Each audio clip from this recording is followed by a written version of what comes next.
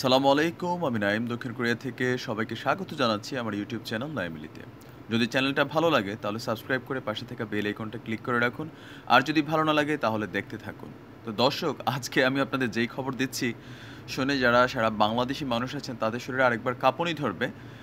আর যারা ভারতের আছেন, আমার দাদারা আছেন বা ভাইরা আছেন, তারাও বিষয়টা মানবিক দৃষ্টিকোণ থেকে চিন্তা করবেন। আপনারা জানেন যে অতি সম্প্রতি বুয়েটে আবরার হত্যা নিয়ে সারা বাংলাদেশ তোলপাড়। এর একটা স্পেশাল কারণ হচ্ছে যে নিহত আবরার ফেসবুকে ভারত বাংলাদেশ চুক্তি নিয়ে একটা স্ট্যাটাস দিয়েছিল, যেখানে আপনার মেন প্রতিপাদ্য বিষয় ছিল যে বাংলাদেশের স্বার্থ রক্ষা আসলে কতটুকু হচ্ছে ভারতের সাথে, এই যে যতগুলো চুক্তি হচ্ছে সেখানে বাংলাদেশ তাদের যে অবস্থান, সে অবস্থান থেকে সবসময় নমনীয় হয়ে বিভিন্ন সুযোগ সুবিধা ভারত সরকারকে দিচ্ছে। তো এই স্ট্যাটাসের জের ধরে আবরারকে হত্যা করা হয়।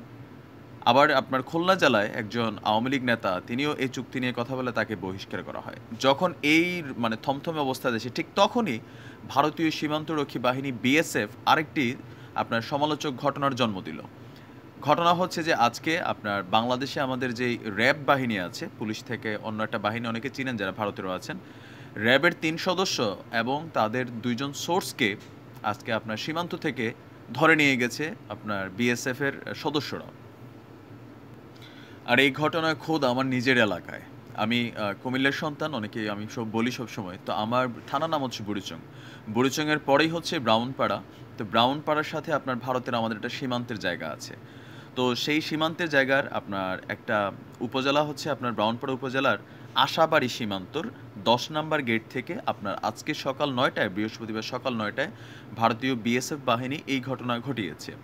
এখন যাদেরকে নিয়ে গেছে তারা হচ্ছেন র্যাব ১১ এর কুমিল্লা সিপিসি 2 এর সদস্য। তো এই খবর পেয়ে আপনার স্থানীয় থানা পুলিশ, র্যাব এবং বিজিপিরা যারা আছেন ঘটনাস্থলে পৌঁছেছেন। তথ্যসূত্র হচ্ছে jagonews24.com।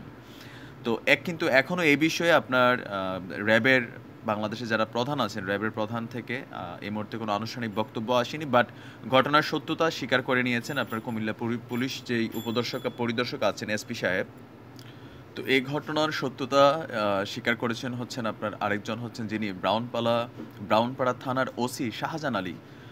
তিনি আপনার জাগনিউজের যে সাংবাদিক আছেন তাদেরকে বলেন যে হ্যাঁ, স্থানীয় সূত্র এবং র্যাবের পক্ষ থেকে আপনার এখনও বিষয়টি ওইভাবে না আসলেও বাট ঘটনাস্থলে আমি গিয়েছি এবং স্থানীয়দের সাক্ষ্য অনুযায়ী বা র্যাবের আভ্যন্তরীণ সোর্স অনুযায়ী ৩ জন র্যাব সদস্য এবং তাদের ২ জন যে সোর্স আছে তাদেরকে অ্যারেস্ট করে নিয়ে যায় আপনার বিএসএফ। এখন কেন আসলে অ্যারেস্ট করে সেটাও একটা প্রশ্নের বিষয়, যে আমাদের র্যাব কর্তৃপক্ষ বাহিনী ভারতীয় সীমান্তের ভিতর কি করছিল, এটা একটা প্রশ্নের বিষয়। তো যেটা হচ্ছে আপনার সূত্রের বরাত হচ্ছে যে সোর্সরা, আপনার এই যে র্যাবরা, যে ৩ র্যাব সদস্য, তারা সোর্সদেরকে নিয়ে মাদক উদ্ধার করতে একটা বাড়িতে যায়। আর যে বাড়িতে যায় সেটা হচ্ছিল আপনার সীমান্তের ২০৫৯ নম্বর পিলারের সংলগ্ন একটি বাড়ি। তো ভুলবশত তারা সীমান্ত অতিক্রম করে ভারতে ওই বাড়িতে ঢুকায় আপনার বিএসএফের সদস্যরা তাদেরকে আটক করে। এখন আপনারা যারা সীমান্ত অন্তর্বর্তী অঞ্চলগুলোতে বাস করেন, বা আমিও গিয়েছি, আমাদের এই ব্রাউনপাড়া উপজেলার বেশ কয়েকটা সীমান্ত অঞ্চল আছে, তো সেইখানেও গিয়েছি ছোট বয়সে, একটু বোঝানি কেন গিয়েছি। তো তখন আমি দেখেছি যে একটা আপনার ছোট এরকম একটা পিলার থাকে, ঠিক এরকম একটা পিলার, কাঁটাতারের বেড়া থাকে না।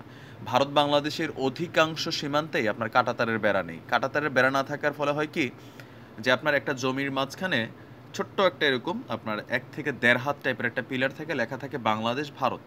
তো অনেক সময় আসলে খেয়াল থাকে না যে ভারত কোনটা বাংলাদেশ কোনটা, যারা স্থানীয়ভাবে ওইখানে বসবাস করেন বা যারা হঠাৎ করে নতুন ভিজিট করতে যান। আমি একবার গিয়া ভাই বিএসএফ এর দৌড়ানি খাইছি, যেটা সত্যি কথা। তো এই কারণে আসলে একটু কনফিউশনে পড়তে হয়, যেহেতু এখানে কাঁটাতারের সীমান্ত নেই বা কোনো বেড়া নেই। তো ভারত বাংলাদেশের সীমান্তটা আপনার খুব বেশি কনসেন্ট্রেশনটা থাকে না। তো সেইভাবেই হয়তো বা আমাদের যারা র্যাবের সদস্য আছেন, তবে তারা পোশাক পরিহিত অবস্থায় ছিলেন, তারা অন ডিউটি ছিলেন। আপনারা জানেন যে র্যাব কালো পোশাক পরিধান করে। তো সেই অবস্থায় তারা যখন ওইখানে আপনার ওই বাড়িতে যায় তল্লাশি চালাতে, তখন স্থানীয়রা হয়তো কেউ বিএসএফকে খবর দিয়েছে, বিএসএফের জওয়ানরা এসে তাদেরকে অ্যারেস্ট করে নিয়ে যায়। এখন এই বিষয়ে কুমিল্লা জেলা পুলিশের বিশেষ শাখার পরিদর্শক মাহবুব মোর্শেদ, তিনি আপনার জাগো নিউজকে বলেন, ৩ র্যাব সদস্য ও ২ সোর্স আটক হওয়ার খবর জেনেছি। তাদের ফিরিয়ে আনতে কিছুক্ষণের মধ্যে পতাকা বৈঠক হওয়ার কথা রয়েছে। বিষয়টা এখনও পাবলিকলি আসে না, হয়তো কালকে পরশু বিষয়টা আসবে।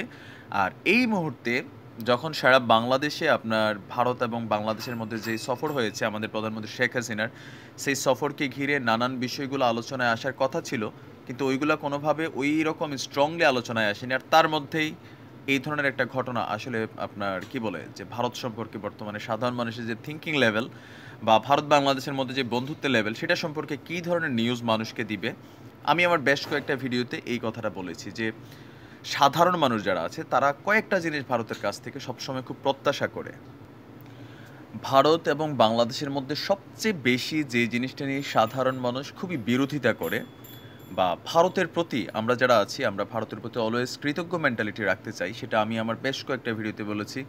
এই কারণে অনেকে আছেন যারা আমাকে ভারতের দালাল বলেন, দাদাদের দালাল বলেন, বাট তারপরেও আমি কৃতজ্ঞতা স্বীকার করতে ভালোবাসি যে ৭১-এ আমাদের স্বাধীনতার জন্য ভারতের একটা অবদান ছিল। কিন্তু তারপর থেকে এই বিগত ৫০ বছরের কাছাকাছি সময় বিভিন্ন সময় আপনার ভারতের যেই কিছু অ্যাগ্রেসিভ মেন্টালিটির কার্যক্রম, যেটার ইফেক্ট খুবই সাধারণ মানুষের উপর পড়ে, সেই কারণে বাংলাদেশের ভিতরে বসবাসরত সাধারণ মানুষের একটা বড় একটা অংশ বা শ্রেণী আপনারা কিন্তু এখন ভারত বিরোধী। আপনি দেখবেন ইয়াং জেনারেশনের মধ্যে ভারতের প্রতি একটা বিদ্বেষমূলক মেন্টালিটি কাজ করছে। আপনারা দেখেন যে এটার একটাই প্রধান কারণ হচ্ছে সীমান্তে আপনার বিভিন্ন সময় নিরীহ বাংলাদেশিদের উপরে ভারতীয় বিএসএফ বাহিনীর যেই অ্যাগ্রেসিভ মেন্টালিটি হতেই পারে। আমি আমার আরও কয়েকটা ভিডিওতে বলেছি যে যেহেতু বাংলাদেশ ভারত সীমান্তের মধ্যে কাঁটাতারের ওইরকম কোনো বড় বেড়া নেই, তো তখন হয় কি যে অনেকে ওইখানে চলে যায়, চোরা কারবারিরা আছেন নানান ধরনের, তো তাদেরকে বিভিন্ন সময় হত্যা করা হয়, ফেলানিকে ঝুলিয়ে রাখা হয়েছে। এই যে ছোট ছোট ঘটনাগুলা হয়তো আপনার কাছে ছোট মনে হবে, বাট আপনি আমার ভারতের ভাইরা যথেষ্ট আমাকে সম্মান করেন, ভালোবাসেন, অসংখ্য ধন্যবাদ আপনাদের। বাট দাদা আপনি একটু একটু কনসেন্ট্রেশন দিয়ে দেখেন তো যে এই এই যে ঘটনাগুলো, এই যে আজকে ৩ জন র্যাবের সদস্য ধরে নিয়ে গেল, ২ জন সোর্স ধরে নিয়ে গেল, এটা থেকেই বাংলাদেশের সাধারণ মানুষ কি এক দিবে? তারা তো চোরা কারবারি না। অনেক সময় আছে সীমান্তে আপনারা চোরা কারবারির সন্দেহে গুলি করে মেরে ফেলেন। তারপর হচ্ছে কিছুদিন আগে আমি বলেছিলাম যে একটা ছেলেকে মেরে তার লাশ পর্যন্ত নিয়ে গেছে, তাকে গুলি করে মেরে তার লাশটা পর্যন্ত নিয়ে গেছে, জানাজা বা শেষকৃত্যের সুযোগও ছিল না।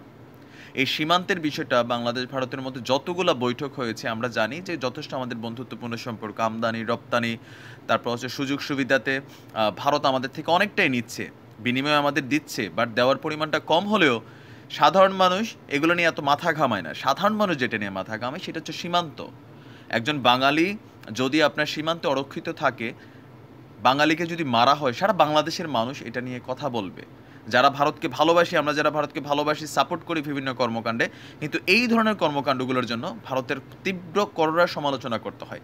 ইভেন যে বিজেপি সরকার যিনি আছেন নরেন্দ্র মোদী, সবসময় মুখে মুখে আশ্বাস দিয়ে বাংলাদেশকে এই পর্যন্ত যেই ধরনের আপনার কি বলে যে আমি জানি না বাংলাদেশ আসলে কেন আপনার এতটা নরম মনের আমরা পরিচয় দেই সবসময়। হইতে পারে আমরা খুব বেশি ভালো মানুষ। প্রধানমন্ত্রী শেখ হাসিনা বলেছেন যে তিস্তার পানি আজকে ৮ বছর ধরে ঝুলে থাকার পরেও আমরা এইবার যেই সফর ছিল সেখানে প্রধানমন্ত্রী ফেনীর পানি দিয়ে এসেছেন, কারণ ত্রিপুরা রাজ্যের ৮,০০০ মানুষের আপনার কি বলে যে পান করার পানি, যেই পরিষ্কার পানি, সেই পানিটা আপনার ওইখান থেকে এটা চাহিদা মেটাচ্ছিল না।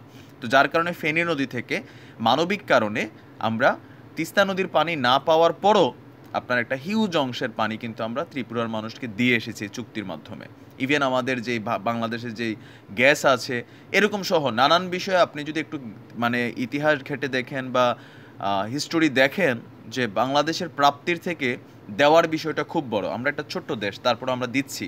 আমরা চাচ্ছি ভারতের প্রতি আমাদের কৃতজ্ঞতা মেন্টালিটিটা প্রমাণ রাখতে, কিন্তু তার মানে তো এই না যে সাধারণ মানুষের যে অধিকার রক্ষা স্বার্থের বিষয়, সেইখানে ভারতীয় সরকারের এই অ্যাগ্রেসিভ বাহিনী সবসময় এই ধরনের কাজ করছে। যদিও আপনার বড় বড় যারা এমপি মন্ত্রী বা প্রধানমন্ত্রী তারা আপনার বক্তব্যে বলছেন যে বাংলাদেশের সীমান্তে আর এরকম ঘটনা হবে না, কিন্তু এটার কোনো গ্যারান্টি আজ পর্যন্ত বাংলাদেশি সরকার আনতে পারেনি। এই ক্ষেত্রে আমি সরকারের ব্যর্থতা বলবো নাকি বলবো যে ভারতীয় যে বিএসএফ বাহিনী আছে তারা আসলে কাদের কমান্ডে চলে? তাদের যদি কমান্ড থাকে, হাই কমান্ড থেকে যে বাংলাদেশ ভারত সীমান্তে যদি কাউকে দেখা হয়, সেইখানে ওইখানে আপনার সীমান্তবর্তী যে পুলিশ আছে তাদের সাথে এটা রফাদফা হয়ে শেষ হবে। হ্যাঁ, যারা চোরা কারবারি করতে চায় তারা অপরাধী, আমি সেটা অবশ্যই স্বীকার করি। তাদেরকে সিস্টেমিকলি আইনানুগ ব্যবস্থা নেবে, গুলি করে মেলে ফেলা।